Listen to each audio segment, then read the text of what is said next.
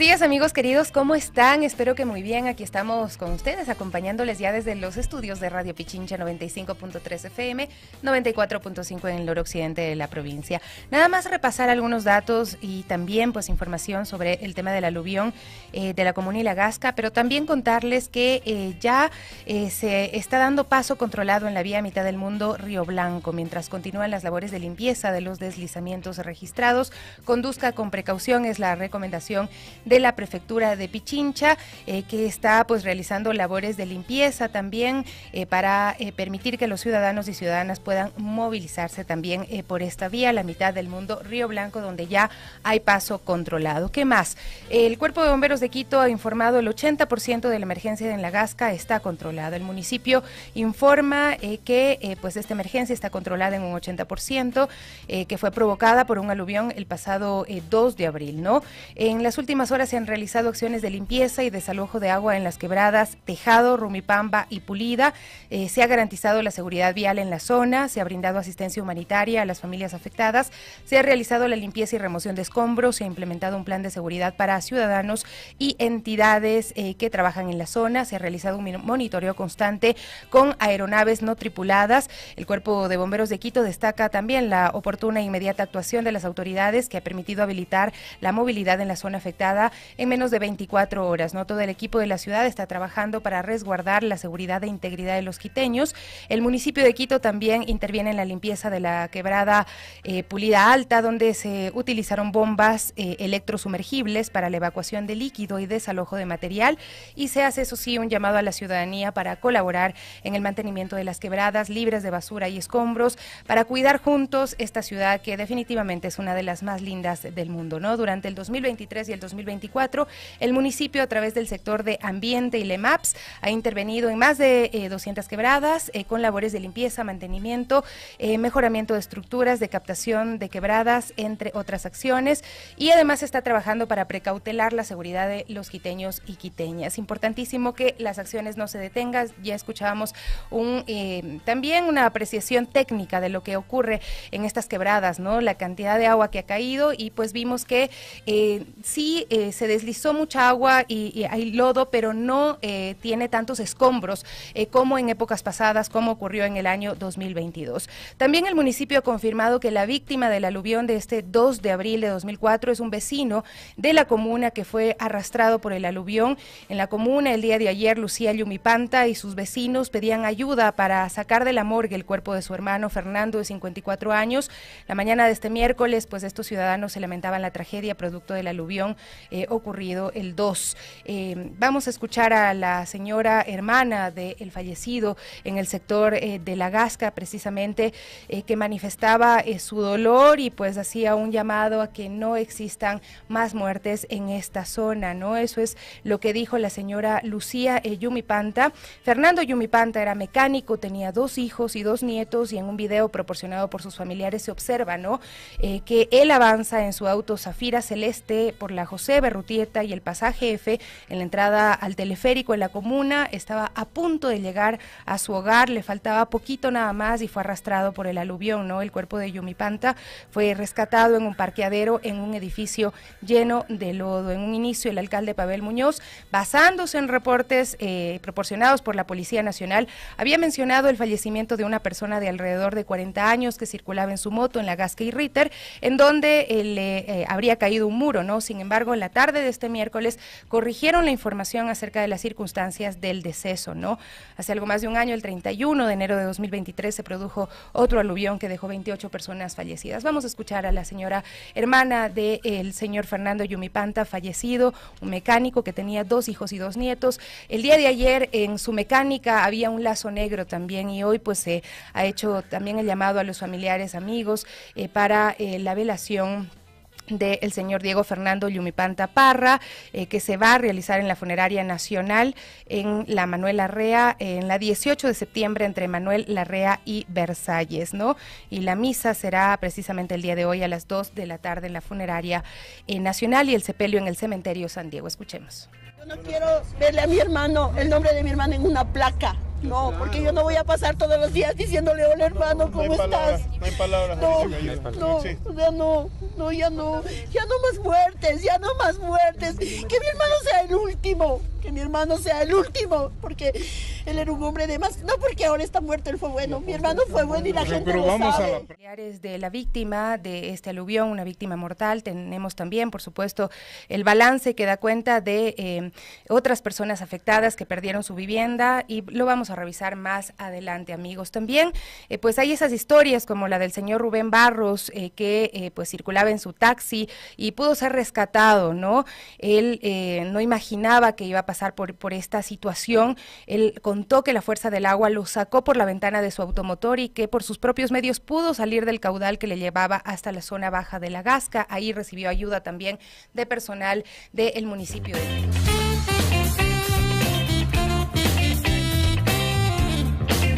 9 de la mañana con 23 minutos, Estefanía Pavón está con nosotros. Ella pues tiene un trabajo de mucho tiempo en varios colectivos luchando por las quebradas y también hoy Quebradas Vivas, con un proyecto que precisamente busca involucrar a los ciudadanos y ciudadanas en el cuidado de las quebradas en el Distrito Metropolitano de Quito. Qué importante es que estas quebradas estén bien cuidadas. Hay una ordenanza que dice que son patrimonio las quebradas, que se deben ejecutar acciones para cuidarlas, para que no solamente sean espacios que están ahí y que de los cuales ni siquiera sabemos los nombres, ¿no? Sino que realmente sean espacios donde incluso se desarrolle la vida, actividades culturales, se cuide la naturaleza. Y bueno, Estefanía nos contará un poquito más. ¿Cómo estás? Estefanía, buenos días, bienvenida. Muy buenos días con todos. Lamentablemente triste por el problema nuevamente de la Gasca. La ciudadanía no tiene conciencia, nos falta también trabajo de las autoridades. Pero yo pienso que uno de los problemas centrales que tenemos aquí es que no hay cultura de cuidado de las quebradas. Tristemente, la ciudadanía sigue pensando que las quebradas son basureros, que pueden arrojar escombros, que pueden rellenar, que pueden apropiarse de las quebradas y decir, bueno, simplemente es un hueco y el hueco aguanta todo. Y esa no es la realidad. Las quebradas son patrimonio natural, histórico y paisajístico según la resolución C350. Así es, ¿no? Son cauces también naturales, ¿no? Que obviamente por donde va a pasar el agua, pero si es que no hay esta protección, si es que no hay los árboles, si es que la gente se ha dedicado a contaminar estas zonas, las consecuencias son fatales, como ya lo hemos visto en varias oportunidades. Claro, es como una relación que podemos ver, son nuestras arterias. Las arterias deben estar limpias, las quebradas siempre deben estar limpias, deben pasar el agua lluvia de forma permanente, sin arrojar basura, sin escombros, sin que talen árboles, porque esa es otra problemática. Como podemos ver en las imágenes, encontramos unos árboles inmensos y con cortes rectos. Eso no es que fue algo de forma natural, sino que lamentablemente la ciudadanía sigue viéndole a las quebradas como que fuera un hueco. Estefi, ustedes también como Quebradas Vivas, como desde esta visión ciudadana, ¿qué se puede hacer desde la ciudadanía? ¿Y cómo motivamos a que haya más personas que como tú se involucren y estén pendientes de las quebradas? Bueno, lo que nosotros les hacemos nuevamente una invitación a que se unan a nuestro colectivo. Somos más de 100 Quebradas Unidas en todo Quito. Nosotros educamos, también por supuesto estamos vigilando, denunciamos, apoyamos también a las autoridades para que se cambie esta cultura. Tristemente no hay conciencia, entonces la ciudadanía dice, bueno, voy a apropiarme un poco más de la tierra, voy a rellenar para tener una casita más grande. Entonces esa no es la solución es que veamos primero a las quebradas como espacios abiertos, que tienen que estar limpios, para que luego de eso podamos cuidarlos y podamos estar en paz, porque es triste, aquí en Quito hay fundaciones, hay avenidas, hay casas, hay infraestructuras del mismo municipio que están en riesgo. ¿Pero por qué? Porque hay descargas, hay rellenos, hay también desconocimiento, por supuesto, de las autoridades y de la ciudadanía. Entonces, si no hay un trabajo tanto de las autoridades como de la ciudadanía, entonces no se puede lograr nada. La deforestación ha iniciado desde hace mucho, ¿no? Pero a pesar de las normativas y regulaciones, porque entiendo que precisamente esta normativa se dio frente al avance también urbano que se estaba dando acerca de las quebradas y de todo este maltrato que se da a estos entornos naturales, pero el municipio alcanza para cuidar esas quebradas. ¿Cuál es la responsabilidad específica del municipio y cuál es la responsabilidad de los ciudadanos? Mire, tenemos un dato. La gran mayoría de personas piensan que hay 180 quebradas. Es el dato que circula hace mucho, pero la realidad es que son más de 1000 quebradas. Solo nuestro colectivo somos más de 100 quebradas. Entonces, primero hay que tomar conciencia qué es una quebrada. Luego de eso, ver qué número de quebradas tenemos. Hasta suena un poco contradictorio, a veces ni siquiera se conoce cuál es el nombre de una quebrada. Sí, sí, sí. Entonces, justamente nosotros como colectivo estamos ahora haciendo un atlas de las quebradas, desde la visión ciudadana, socioeconómico, ambiental, para que las autoridades, la ciudadanía conozca qué es lo que pasa, la flora y fauna que existe, cuál es su historia, porque recuerda que también aquí hay quebradas rellenadas. La Gasca es una quebrada rellenada, entonces deberían ser zonas de riesgo. Es más, las quebradas son zonas de riesgo, son zonas de protección. Entonces, con este proyecto lo que nosotros buscamos es que tengamos la primera edición. Ya hemos escogido 10 quebradas con la Universidad Central y vamos a hacer un levantamiento de todas estas 10 quebradas para ver qué es lo que hay, lo bueno, lo malo, las amenazas, cuáles obras se van a hacer. Entonces, con esto esperamos que nosotros, como desde la ciudadanía, también aportemos para que se pueda hacer más proyectos de recuperación, porque justamente como nuestra fundación se llama, son quebradas vivas. Queremos que las quebradas ya no estén muertas, sino que las quebradas vuelvan a estar el equilibrio natural entre ser humano y naturaleza. ¿Cuáles son estas quebradas? ¿Por dónde están ubicadas estas que ustedes han identificado para este proyecto? Bueno, este proyecto está la mayoría en el río Monjas, también tenemos en el río Caupicho y en Ilaló. Para que tengamos una mejor referencia y la ciudadanía pueda entender que lo que pasa, en Quito tenemos 2 declaraciones de emergencia. Río Caupicho en el sur y en el río Monjas, que es en la parte norte. La cifra, el río Monjas son 16.000 predios afectados, mira la cantidad, y en el sur es una cantidad similar.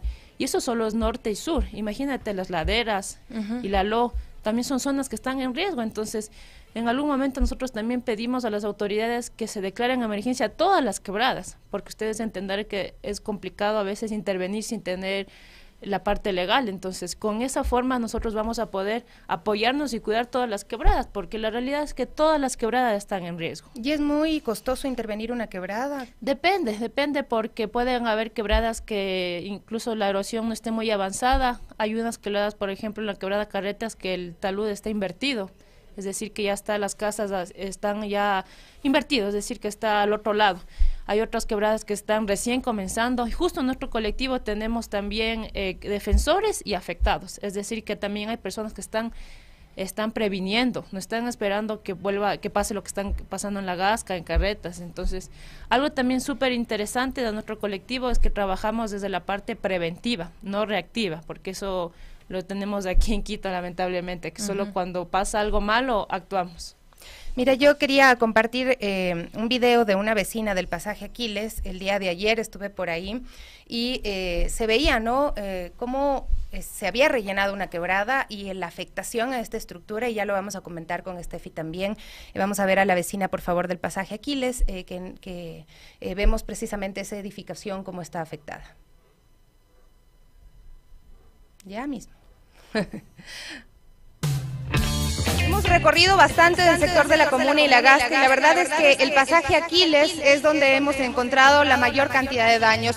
Infraestructuras afectadas, que es lo que precisamente ha habido un colapso estructural que se está evaluando, se está tratando de retirar algunos de los escombros con personal del municipio.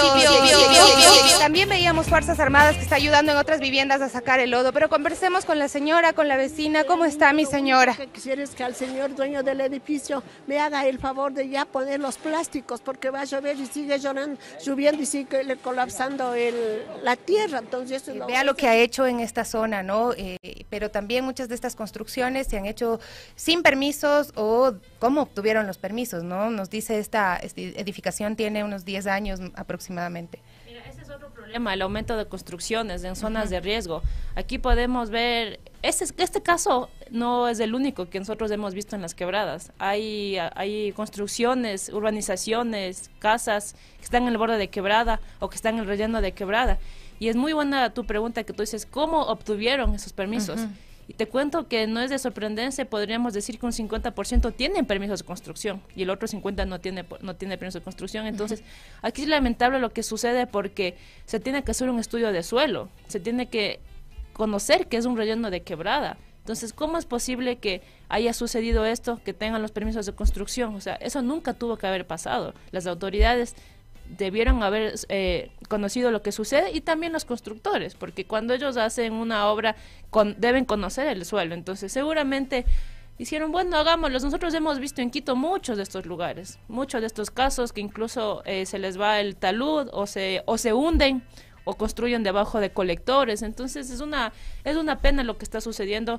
Ojo, este también está enlazado con el tema de tráfico de tierras. Ese es un tema súper grave, y que yo también hago un llamado a las personas que nos están escuchando en este momento, que no se dejen engañar, porque hay muchas personas no autorizadas que ofrecen terrenos a bajo costo y luego le dicen, bueno, esta quebrada, este río que está ahí abajo, usted está viendo, solo es agua lluvia, no pasa nada.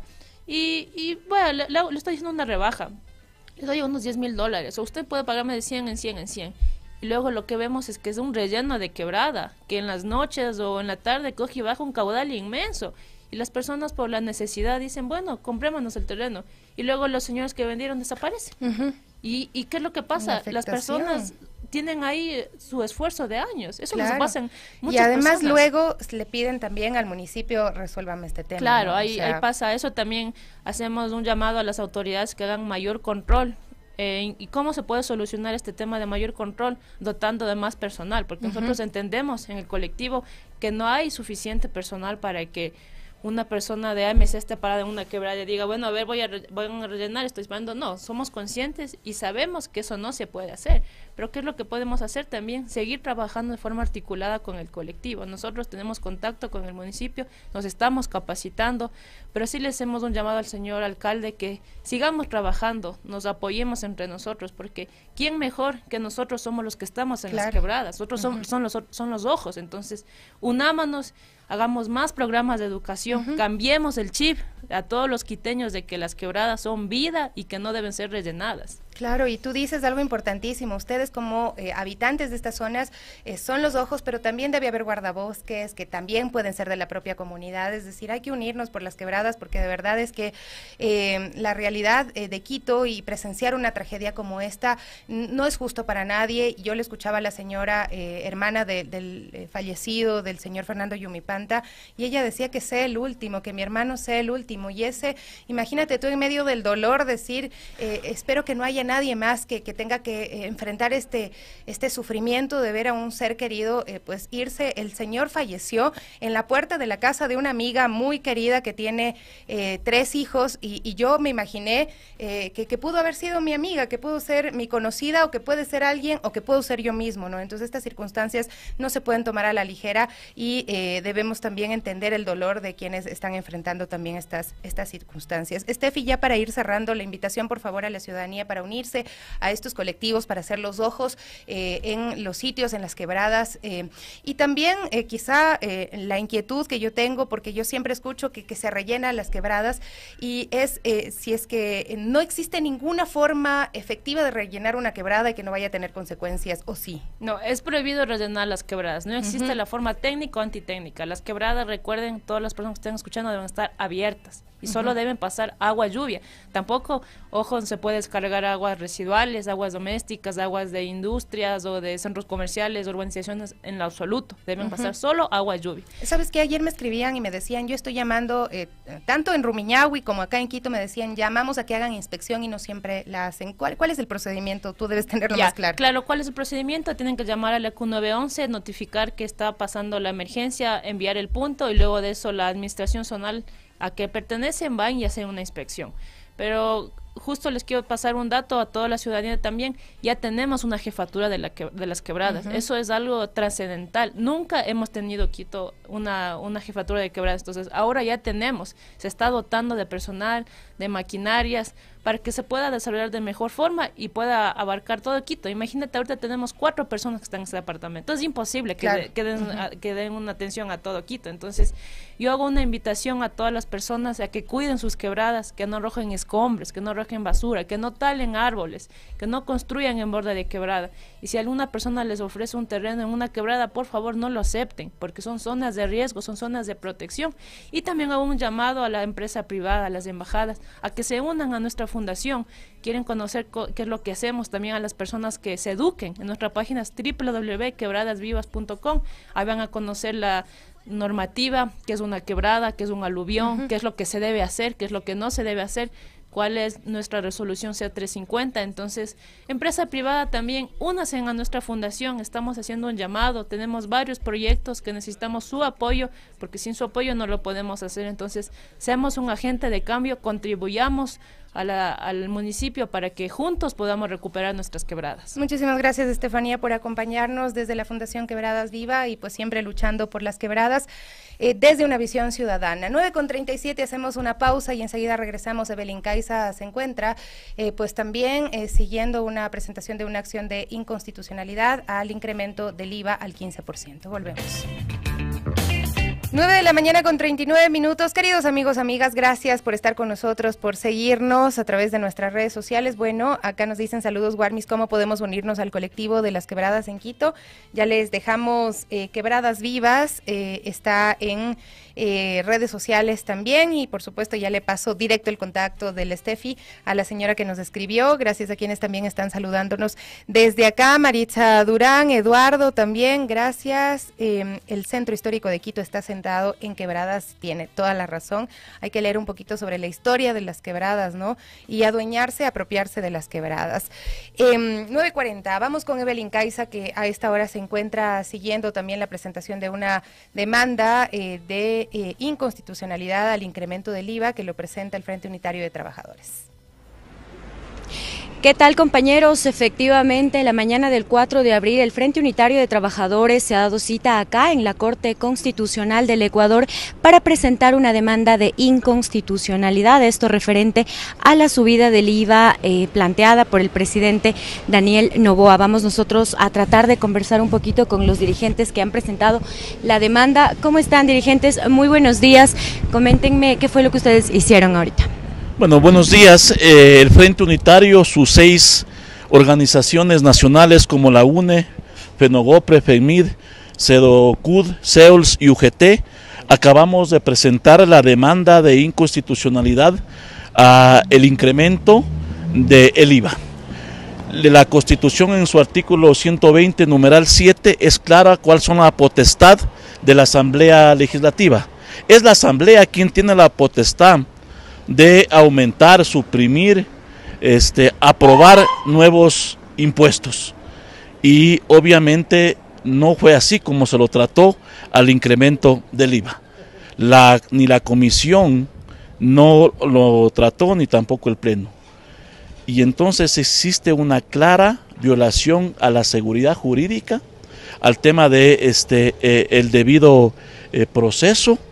Y sobre todo no podemos irnos en contra de la norma suprema que es la Constitución y darle todos los poderes a una persona más allá que sea el presidente de la República, para que vulnerando la Constitución obviamente incremente el IVA, no en un punto, sino dándole la potestad a 3 puntos como ha sido, y que los ecuatorianos hoy tenemos un IVA de un 15%.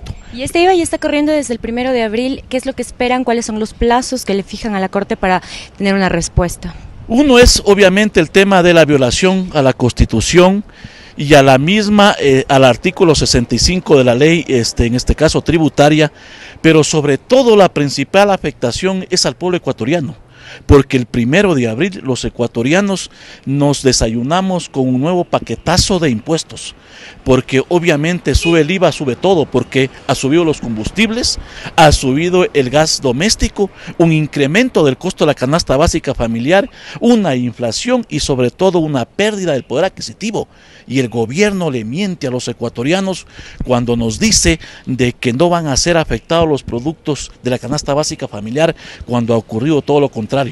Quitarle los alimentos de la mesa al pueblo ecuatoriano es lo que ha hecho el gobierno, y sobre todo afectarle a esos 4 millones de ecuatorianos que están subsistiendo con $1, con $2 al día. Le insisto, ¿qué esperan de la Corte y cuál sería el plazo? De la Corte, obviamente la Corte tiene tiempos, pero esperamos que en esos plazos, en esos tiempos, se pronuncie y no de paso y suspenda la aplicación de una ley que es inconstitucional y que afecta al pueblo ecuatoriano. Ahora, otros movimientos y partidos políticos también han presentado demandas. ¿Ustedes se van a unir con ellos para, digamos, hacer más fuerza? Bueno, ha presentado Unidad Popular, han presentado otros sectores.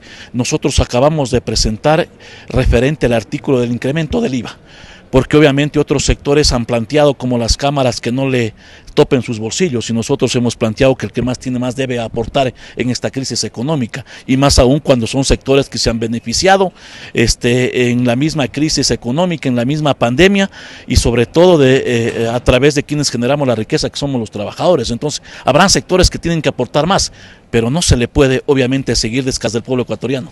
Ahora también en cuanto a la consulta popular y la pregunta que busca, digamos, según la gente, precarizar el trabajo, ya que plantea el trabajo por horas, ¿cuál es su posición? ¿Qué van a hacer? El Frente Unitario tiene una decisión unánime y firme de decirle no al contrato por horas y al contrato a plazo fijo, de decirle no al lado arbitral, porque nosotros consideramos de que el objetivo central de la consulta, que hemos dicho que es innecesaria, inoficiosa, que no va a resolver los problemas del país, y nos dicen no hay plata y nos va a costar más de 65 millones de dólares, el objetivo central es legalizar una mano de obra barata y una esclavitud moderna, porque el contrato por horas, el contrato a plazo fijo no es nuevo, ya se aplicó en el 2000, y no resolvió el desempleo, la informalidad, pero sí hubieron abusos, hubo precarización y explotación laboral. Entonces, frente a eso nosotros decimos no. Pero a un gobierno que miente y que ha incumplido al pueblo ecuatoriano, hacemos un llamado a los ecuatorianos que el 21 de abril le castiguemos en las urnas diciéndole no. En caso de que gane esta pregunta, ¿qué acciones tomarán? Bueno, hay diferentes acciones. La misma Corte, pese a que la Corte le dio paso no de una manera unánime al tema de el contrato por horas, pero hay votos salvados y ahí son claros los jueces que dicen que no se puede volver a aplicar ese elemento porque se llama regresividad de derechos, pero también nos quedan las acciones a nivel internacional sobre la Organización Internacional del Trabajo, sobre algunas otras instituciones y en el mismo ministerio, porque quien va a regular sería la ministra del Trabajo a través de un acuerdo ministerial, conforme dicen los anexos, y ahí el pueblo ecuatoriano tendrá y tendremos que hacer acciones, pero no queremos adelantarnos porque estamos seguros que el 21 de abril el pueblo ecuatoriano le va a dar un no rotundo al gobierno. José Villavicencio, presidente nacional de la UGT y presidente de turno del PUD. Muchas gracias. Bueno, compañeros, perdón, eso es lo que se registra desde acá, desde la Corte Nacional, desde la Corte Constitucional del Ecuador, donde el Frente Unitario de Trabajadores ha llegado a presentar una demanda de inconstitucionalidad.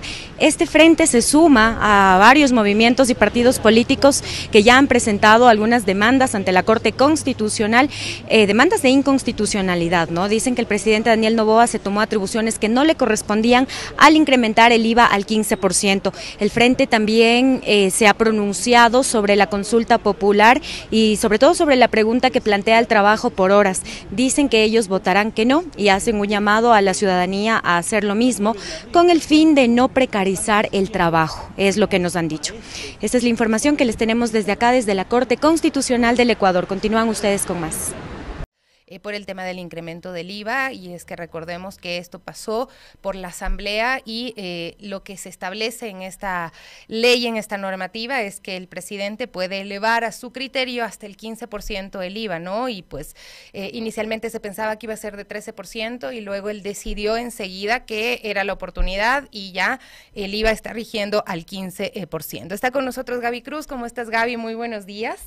Buen día, mi Sofi, buen día, amigos y amigas de los Guarmis. Sí, ya estamos listos para iniciar con todas las noticias de hoy, pero bueno, también tenemos ya un invitado con nosotras este día. No sé si ya esté también con nosotras, pero es un poco para hablar de los retos de la radio, ¿no? Que, bueno, nosotros estamos aquí día a día y bueno, los retos de la radio, cómo innovar, cómo llegar a más audiencia, ahora que somos multiplataforma también, entonces esa es la idea para hablar el día de hoy. Está ya Cristian Londoño, pues para hablar con nosotros. Él es profesor e investigador de la Universidad de Indoamérica y precisamente ha hecho un estudio interesante, ¿no? Donde se habla cómo las radios enfrentan desafíos significativos ante la transformación digital. En realidad, todas las profesiones, todos los ámbitos están enfrentando retos ante la transformación digital, ¿no? Y pues vamos a ver qué pasa con la radio. ¿Cómo estás, Cristian? Qué gusto saludarte. El audio, por favor, está silenciado. Ahí estamos. Eso. Muchas gracias. Gracias, Sofía, por la invitación. Gracias por estas invitaciones. Gracias a ti también por esta invitación que me hacen para hablar sobre las innovaciones de la radio y para hablar sobre un estudio que se hizo en los años anteriores justamente sobre la industria de la radio. Será interesante conversar sobre ese tema con ustedes. La radio, amamos la radio, primero hay que decirlo, somos radialistas apasionadas y apasionados, pero la radio se enfrenta a los nuevos tiempos como absolutamente todo, ¿no? Y ahí tú qué has descubierto, ¿qué implica la transformación digital para la radio? Un poco, primero, quiero mencionarles un poco sobre ciertas cifras que es interesante para hablar sobre la industria de la radio, ¿no? Primero hay que considerar que la radio es el medio más escuchado a nivel del Ecuador. Estamos viendo que más del 80% escuchan radio a nivel del país. O sea, ¿Todavía? Todavía. Sigue siendo un medio fuerte a nivel de escucha, de habla. Tengamos en cuenta que dentro de las cifras, por ejemplo, los medios que son radio, televisión y los periódicos y revistas, estamos asumiendo que el 54.51% de medios son radios. El 26.2% son medios impresos y el resto serán la televisión, ¿no? Entonces estamos asumiendo que una mayor cantidad de medios son radios. En eso también consideremos que cifras estadísticas que el 89% son radios en FM y el 11% son AM.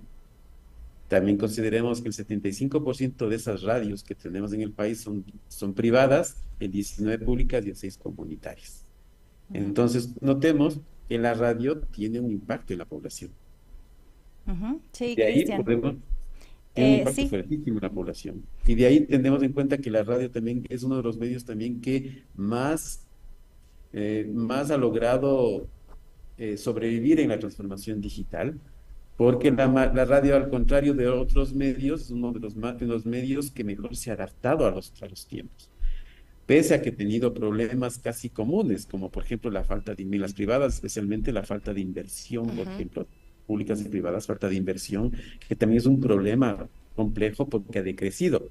Solo por citarles en cifras, en publicidad, por ejemplo, en el 2015 había 52.7 millones de dólares, y en el 2019 baja a 32 millones de dólares la inversión en radios. Eso también ha sido un tema complejo, pese a que, como digo, la radio sigue siendo un medio que tiene una alta cobertura, ¿no?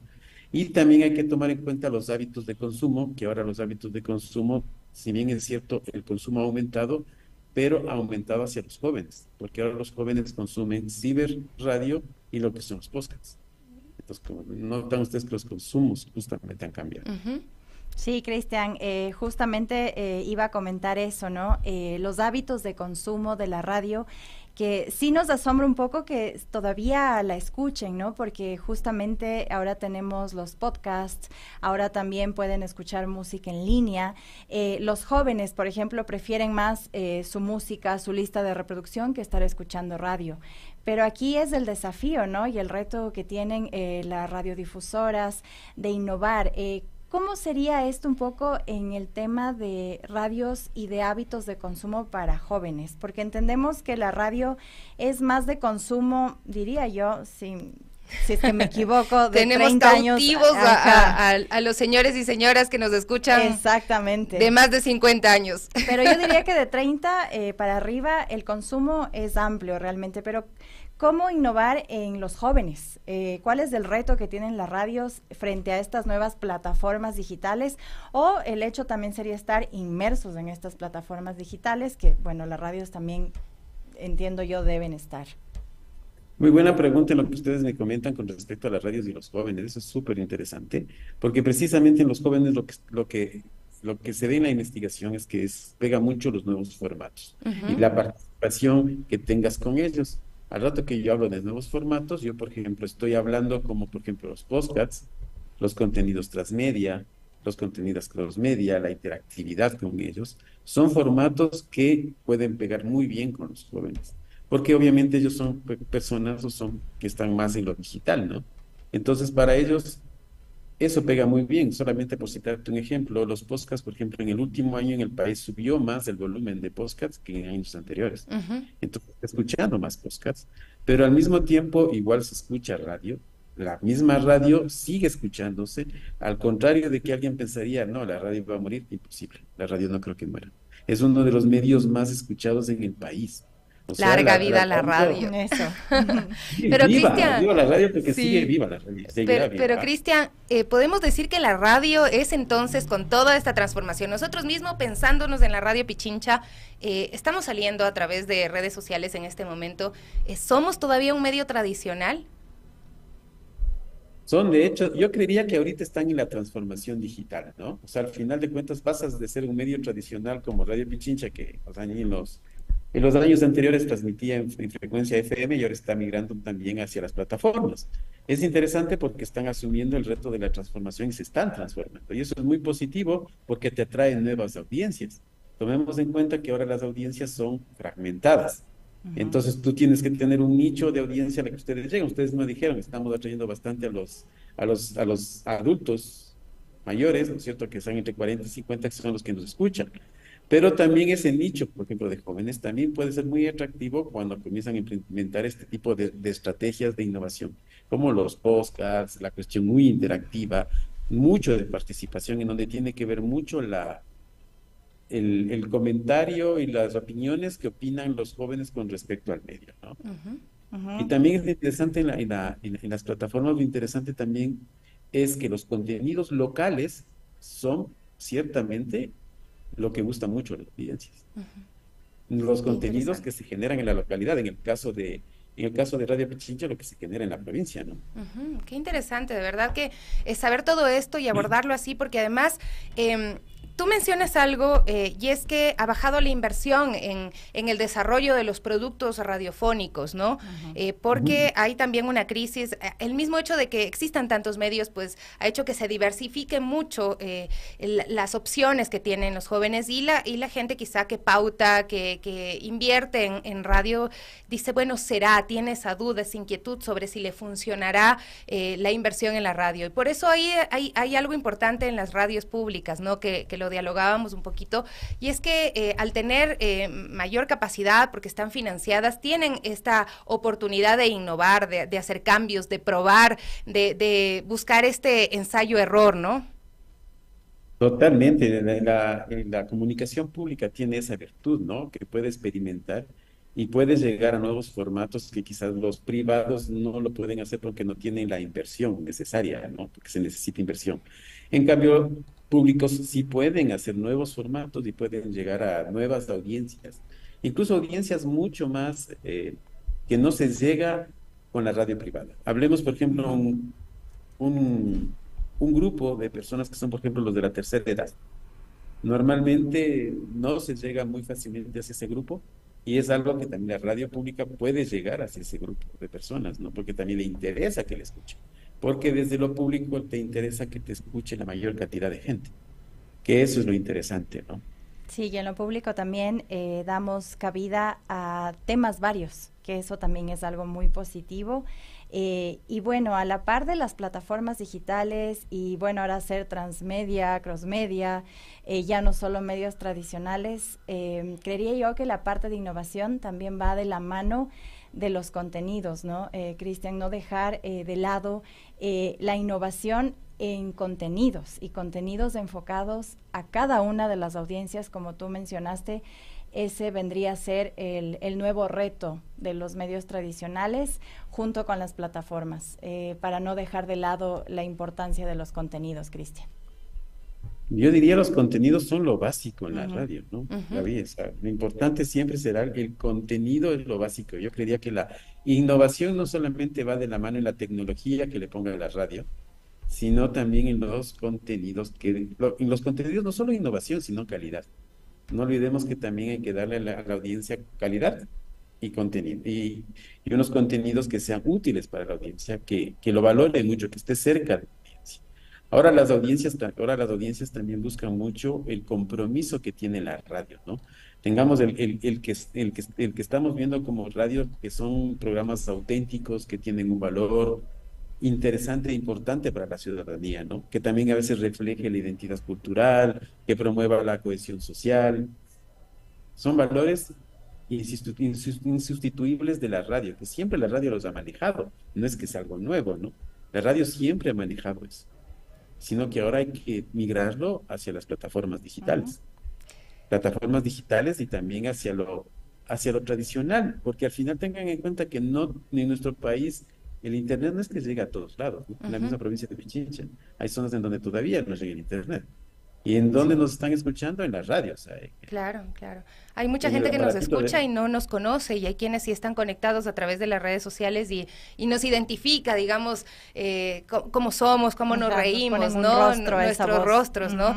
Karina Bastidas me dice, yo tengo 34 años y veo y escucho Radio Pichincha desde hace un año en YouTube, nos dice, ¿no? Ahí está Karina que nos dice, no solamente les escuchan de más de 40 años en adelante, sí, sino también estamos los jóvenes, las jóvenes, ¿no? Acá presentes y precisamente buscando también esos contenidos que tú decías, Cristian, porque el compromiso, por lo menos de esta radio, y entendemos de las radios públicas, es mostrar ese otro relato, ¿no? Los temas que no siempre son comerciales, que no tienen un objetivo de vender, más sí de ser conocidos y difundidos y que le interesan a la ciudadanía, ¿no? Eso también hay que diferenciar un poco, porque muchas veces se piensa que lo no comercial, lo que no vende en dinero, no es importante, pero sí hay otros cambios y transformaciones sociales que se apalancan en la difusión de contenidos trabajados o en las realidades de las personas que están evidenciando procesos sociales.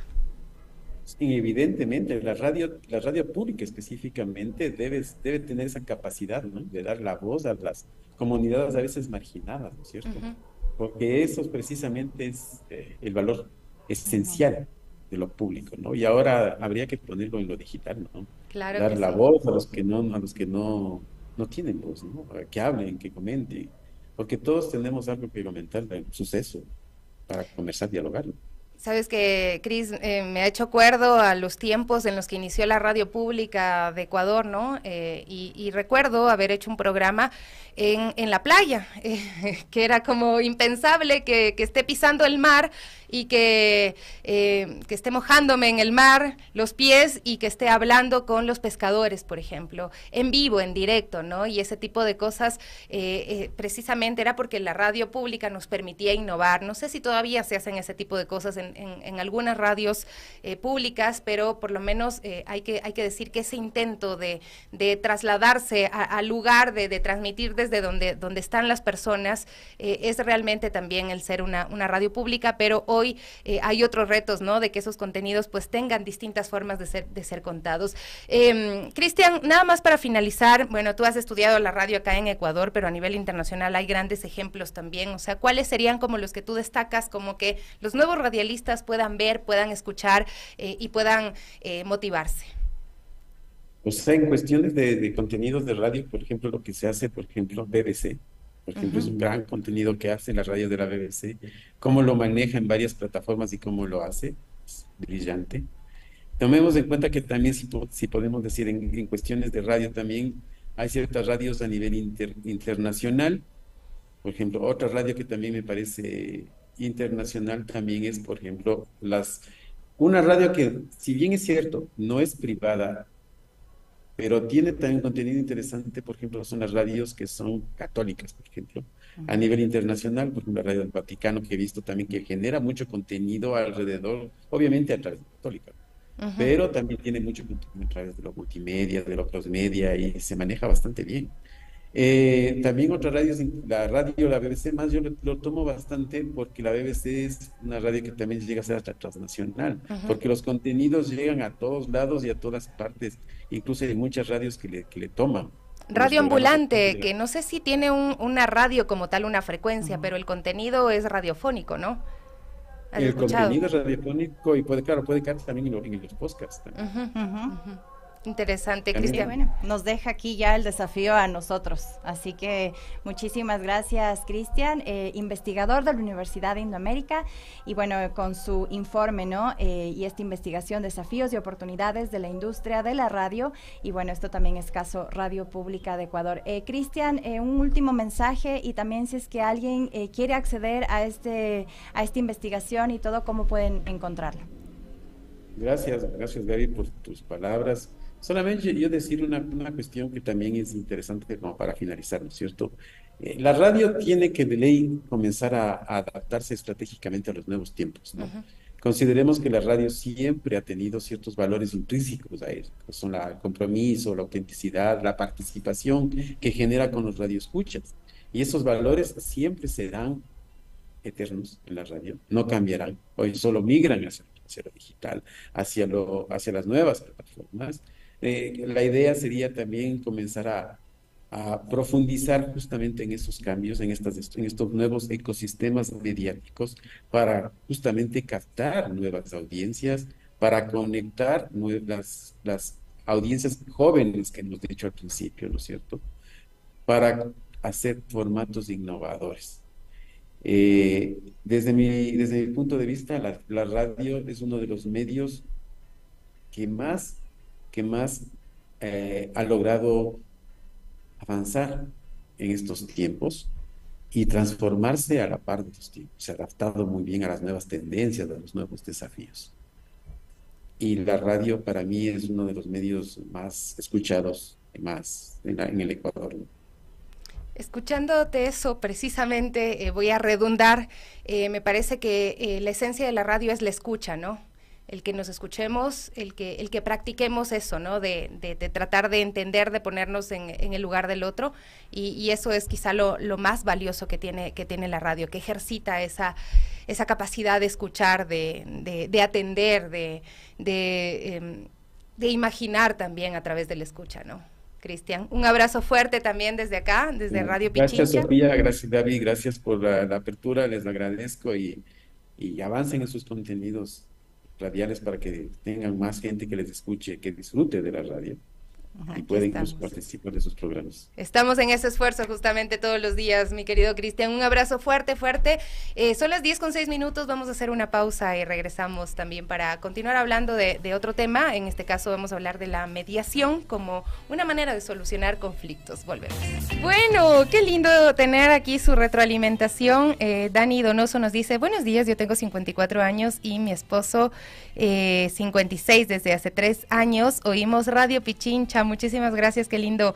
Simona Cristi, yo amo la radio porque me da libertad de movimiento, me permite además que mi imaginación vuele.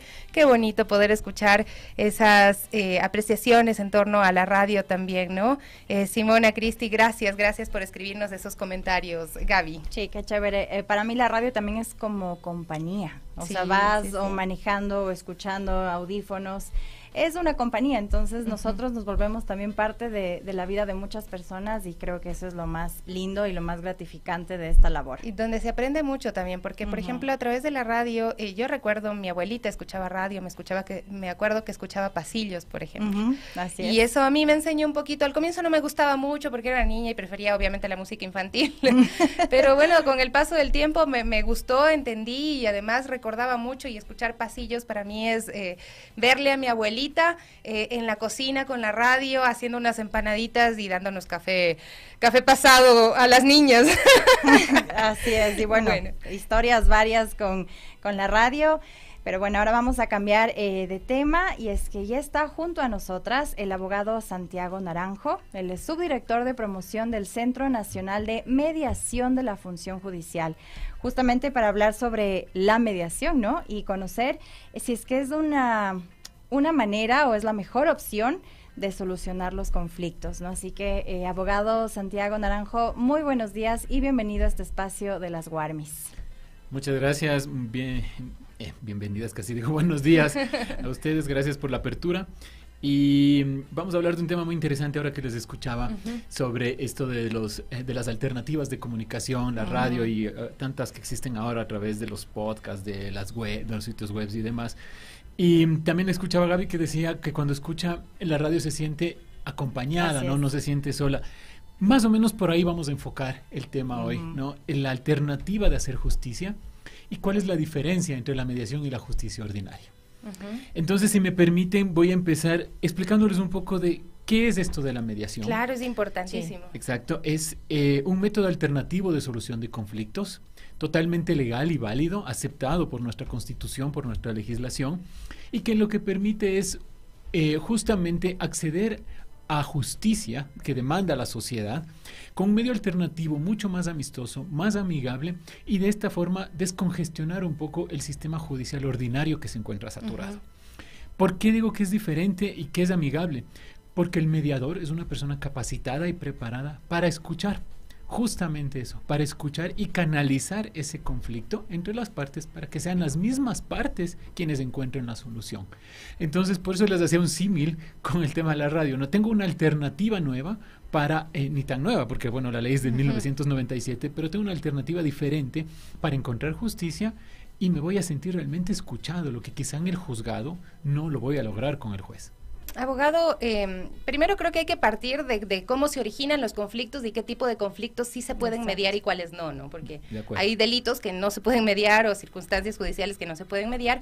Sin embargo, hay muchos temas que sí, ¿no? Pero creo que la raíz es cómo surge el conflicto.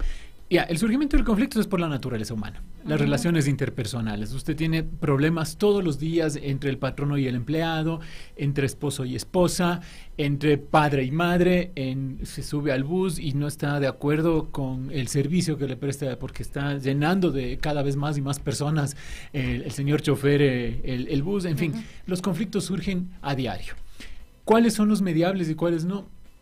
Se conoce a aquellos que tienen la naturaleza transigible, es decir, que de alguna manera, por decirlo en términos criollos, se puede transar, se puede negociar, se puede llegar a un entendimiento. No necesariamente de índole económica, pero sí la mayoría de casos, por no decir todos los casos, son cuantificables en dinero.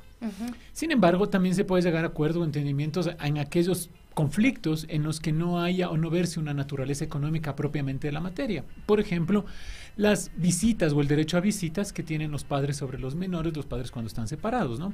Esto no tiene nada que ver con temas de dinero, pero sí puedo llegar a un acuerdo de cuántos días a la semana, al mes, en qué horario puedo yo acceder a ese derecho que me corresponde.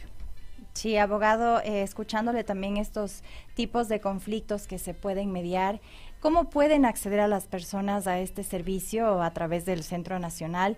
Y bueno, hay que hablarlo también de incurrir en gastos, ¿no? De mediación, para que conozcan cómo pueden ellos acceder a este servicio y dónde los pueden encontrar. El Centro Nacional de Mediación de la Función Judicial es el único que tiene capacidad de cubrir todas las provincias del país. Tenemos oficinas en las 24 provincias, en más de 115 cantones, tenemos un total de 141 oficinas activas. Es decir, toda la población ecuatoriana tiene la capacidad de acceder o la facilidad de acceder al servicio de mediación en el Centro Nacional de Mediación de la Función Judicial. Para poder acceder, el proceso es simple. Pueden ingresar a la página web de la Función Judicial, dan clic en el link de mediación y hoy ustedes van a acceder a un formulario. Un formulario muy simple, se llena con datos, básicamente datos de contacto de las personas que están en conflicto y con una copia de la cédula se acercan a las oficinas más cercanas para entregar ese formulario y el mediador ahí sabrá orientarlos cómo es el proceso, sabrá hacer llegar la invitación, no la notificación, sino la invitación a la contraparte, a que a través del diálogo lleguen a un entendimiento sobre un potencial conflicto. También pueden escribirnos al 096-909-4784 a través de WhatsApp, estamos prestos a atender las consultas y a orientarles en cómo manejar los procesos de mediación en caso de que tengan conflictos. Pregunta obvia, ¿sale más barato un proceso de mediación? ¿Siempre involucra también un costo el proceso de mediación a un proceso ordinario? Definitivamente es más económico, por donde se lo mire. El Centro de Mediación de la Función Judicial tiene costos en materias que son cero. Es gratuito totalmente en ciertas materias, por ejemplo, de personas vulnerables, personas de tercera edad, temas de familia, alimentos y demás. En cuanto a otras materias que son más cuantificables en dinero por su cuantía, por ejemplo, hablamos de una cobranza de más o menos $100,000, $200,000, independientemente del monto que sea, o un inquilinato que ya tenga que ver con un leasing o un inquilinato o un arrendamiento comercial. Eso ya tiene un costo, es un costo no muy alto realmente. Hay una tabla en la página web de la Función Judicial en el que ustedes podrán determinar el valor de conformidad con la cuantía que presenten en su solicitud de mediación. Pero si lo comparamos con la justicia ordinaria, definitivamente es mucho más económico, por la razón de que para la mediación no necesito abogado. Empiezo por ahí. yo tengo un conflicto, no necesito contar con un abogado para que me establezca la demanda, las pruebas, etcétera, etcétera, ¿no? Simplemente yo presento la solicitud de mediación y me acerco el día y fecha que me fijen para llevar adelante, como digo, esta conversación, este entendimiento con la contraparte para encontrar una alternativa diferente, pero eso sí, que sea de obligatorio cumplimiento como manda la ley, porque el acta de mediación de acuerdo total de conformidad con la ley es sentencia. Entonces, total es obligatorio. Eso es un poco, es lo que hace la doctora Apolo, ¿no? Y quizá quienes ven ese programa, bueno, ella con su estilo, ¿no? Pero para entenderlo, uno siempre se pregunta si cuando aprieta el martillo, golpea con el martillo, eso que se acordó, pues se debe cumplir o no. Eso es una alternativa, realmente eso es arbitraje. No le estoy haciendo propaganda a la doctora, pero eso es arbitraje, es decir, es un proceso en el que ella resuelve. En la mediación, las partes son las que resuelven. ¿Sí? Bueno, importante, ¿no? Exacto, esa diferenciación, el mediador solo apoya a que las dos partes se pongan de acuerdo. ¿Sí? Abogado, y si hablamos de tiempos, se entiende que cada conflicto llevará su proceso, su tiempo, pero también para que conozcan de tiempos las personas que nos escuchan. Bueno, tal como está la justicia ordinaria en nuestro país, definitivamente la mejor alternativa que pueden utilizar es la mediación. El tiempo le disminuye entre el 70 y 80% dependiendo del tipo de proceso. ¿Por qué razón? Como decíamos, lamentablemente nuestra justicia está saturada de casos. Los jueces llevan alrededor de 1.500 causas. Eso quiere decir que la citación, es decir, solamente ponerle a la otra parte en conocimiento de que ha sido demandada, le toma un promedio de 3-4 meses. Después de eso tendrá que venir la contestación a la demanda, la presentación de pruebas, me llamarán a audiencia de conformidad con la agenda que tenga el juez o la jueza que esté llevando la causa. Esto quiere decir que un proceso, por ponerlo rápido, estará entre 18 a 24 meses. En audiencia de mediación, dependiendo igual del tipo de conflicto, hay casos, por ejemplo, de alimentos que se pueden resolver en 2 o 3 semanas. Hay casos un poco más complicados que se resuelven en 2 o 3 meses, pero jamás vamos a llegar al año. Eso quiere decir que estamos ahorrando tiempo, estamos ahorrando dinero y estamos ahorrando lo que yo siempre digo y los mediadores decimos, un desgaste emocional y hasta físico. Totalmente. Porque a veces pasa que yo estoy convocado a una audiencia para el día jueves a las 10 de la mañana, me acerco y lamentablemente el abogado de la contraparte se ha enfermado. Entonces tengo que pedir permiso en el trabajo para ir otro día. Acudo al siguiente día o cuando me vuelvan a convocar y el juez ha tenido una diligencia, entonces también tiene que posponer. Es decir, tengo que pedir permiso para un tercer llamado. Y así pasa. Eso lo vemos a diario, ¿sí? Ese es un desgaste hasta físico porque implica el traslado de la persona que posiblemente le queda lejos la unidad judicial o demás. El desgaste emocional, el saber que tengo un proceso judicial, ¿a quién le gusta, no? Es como estar en el hospital, el que no cae resbala, dicen, pero ¿a quién le gusta estar pensando que tiene un proceso judicial en su contra o ventilándose dentro de un juzgado? Y finalmente el desgaste económico, es todo lo que implica materializar la prueba, certificar documentos, pagar al abogado, los traslados nuevamente si es que hay inspecciones y demás, etcétera. En cambio en mediación, no, en mediación todo eso queda de lado y las partes propiamente buscan alternativas al problema que ellas mismas causaron o que ellas mismas generaron. Mira, acá nos dice Karina Bastidas, ¿qué pasa si se hace una invitación de mediación y la parte invitada no se presenta? También Luis Narváez nos dice que repita el número, por favor, y la inquietud es si es que se llega a un acuerdo y no se cumple, ¿qué ocurre? Muy bien, para ir de atrás por adelante, si no se llega al acuerdo, ¿qué ocurre? Lo que hemos ganado nosotros es prácticamente 4 etapas procesales: la presentación de la demanda, la citación, la presentación de la prueba y la audiencia. Al yo tener una sentencia con un acta de acuerdo total, lo que hago es acudir directamente al juez para que ejecute. Me he saltado, como digo, las 4 etapas procesales y en ese momento el juez verifica que el acta de mediación esté bien hecha, que sea de un centro avalado por el Consejo de la Judicatura y ordena el cumplimiento inmediato en 48 o 72 horas máximo. Hemos ganado muchísimo tiempo porque ya hemos llegado a la sentencia. El teléfono donde pueden encontrarnos es el 096 90 94 784. Estamos prestos a servirles y a absolver sus dudas sobre el tema de la mediación. Y finalmente, ¿qué pasa si es que invito a la contraparte y no acude? Es verdad, la mediación es un proceso netamente voluntario. No hay posibilidad de que el mediador o el director del centro obligue a la contraparte a acudir. Pero lo que sí hacen los mediadores es insistir en la invitación. insistir 2 o quizá hasta 3 veces, decirle, mire, no acude, ¿por qué razón? El horario no le conviene, busquemos otro. Ese día no puede, busquemos otro. Usted no quiere tratar sobre el tema de alimentos y visitas, pero sí solo visitas, ok, empecemos por visitas, o viceversa, empecemos solo por alimentos. Créanme que al insistir un poco, y si la parte concurre, el 50% del conflicto está resuelto. Solo tener a las dos partes ahí, ya tenemos la mitad del conflicto resuelto. Sí, bueno, abogado, importante saber esto. Y como usted lo mencionó, acortar tiempos, ¿no? Sabemos que ahora los procesos judiciales llevan incluso más de un año, y a través de la mediación, como usted lo dijo, podemos también no entrar en gastos, podemos también permitir que el tiempo se quede corto y lograr una solución inmediata. Eso es lo más importante. Y con un beneficio adicional, ahorita que lo menciona, independientemente de cuál fuera el resultado en justicia ordinaria, el 90% de las causas se van a apelar. Es decir, suben a una instancia superior. Así es. Más tiempo, más dinero, más gastos en profesionales, que potencialmente me darán el mismo resultado o barrera. Es decir, no sabemos, ¿no? Me dejan a la expectativa. El acta de mediación, por su naturaleza, es inapelable. Es un acuerdo al que han llegado las partes, por eso quiero insistir en que las partes son las que dan la solución, y al dar las partes la solución es de cumplimiento obligatorio, no pueden apelar a su voluntad. Pero ahí tengo una inquietud. Ahí el mediador tiene un papel en que también guía en lo que jurídicamente está bien, o en lo que podría ser hacia lo que la norma dice, o no hay tampoco esa intervención de parte del mediador. No, sí, por supuesto, el mediador jamás presenta alternativas de solución, orienta que las partes resuelvan siempre dentro del marco legal, tal como lo dice. Es decir, el mediador se cerciora de que los acuerdos que las partes están alcanzando están dentro del el juego jurídico de nuestra estructura. Por ejemplo, interna. en un caso de pensión alimenticia, si es que, digamos, uno sabe que hay una tabla y legalmente son $200 o $300, el mediador no puede, digamos, aceptar que sea $100. Muy buen ejemplo, exactamente. No puede. El mediador tiene que regirse a lo que la norma le manda.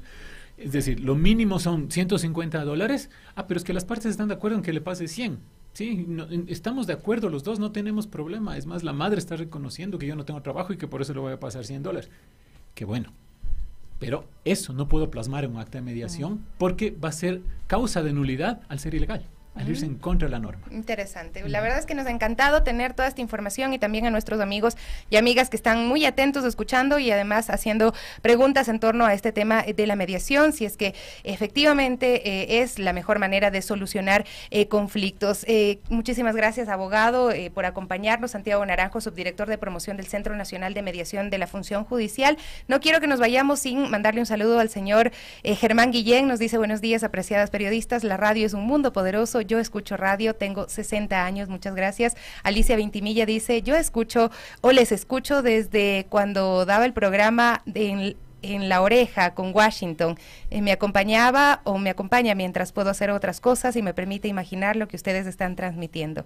Radio Pichincha siempre. Muchísimas gracias, Alicia, también a Simona, a Karina, a Mariam, a todos los amigos y amigas que están con nosotros conectados también a través de las redes sociales. Abogado, muchas gracias. Ya nos despedimos, mi Gaby. Sí, no sé si mandaste, mi Sofi, ya el saludo del cumpleañero del día. Qué bueno que estéis de acuerdo, porque desde las Warmis queremos mandarle un abrazo gigante a nuestro cumpleañero de hoy, a Carlitos Minango. Él siempre está detrás, pero créanme que es gracias a él que muchas de las cosas que aquí pasan en Radio Pichincha es también gracias a él. Así que un fuerte abrazo, Carlitos, te queremos muchísimo. Sí, te queremos muchísimo. Feliz cumpleaños, eres el alma de la radio, también te lo decimos, y te agradecemos por toda tu entrega, tu profesionalismo, tu cariño. Tempranito ya le felicité, pero estaba a punto de olvidarme. Carlitos sabe que yo me olvido todo acá en la radio, necesito que me estén recordando, pero el cariño pues está ahí presente. Amigos, nos despedimos. Gracias al Estevitan también, que él nos decía, él nos ayuda a salir a través de las redes sociales, y pues aquí tenemos un equipo grande, el Patito Pinos y toda la gente que hacemos radio con tanto cariño para ustedes. Sí, con nosotras, hasta mañana.